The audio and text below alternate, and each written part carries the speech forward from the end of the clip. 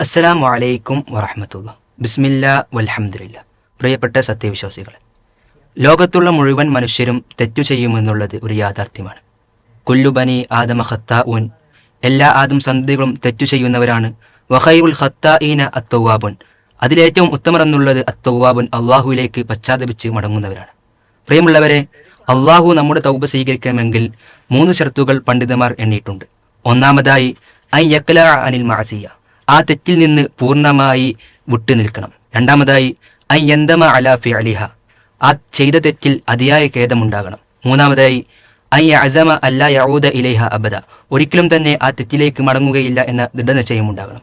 ഈ 3 ഷർത്തുകൾ ഒത്തിണങ്ങിയാൽ മാത്രമേ നമ്മുടെ തൗബ അള്ളാഹു സ്വീകരിക്കുകയുള്ളൂ. അതുകൊണ്ട് തന്നെ നാം ചെയ്ത തെറ്റുകൾ അള്ളാഹുവിലേക്ക് പശ്ചാത്തപിച്ച് മടങ്ങാൻ നാം ഓരോരുത്തരും ശ്രദ്ധിക്കേണ്ടതുണ്ട്.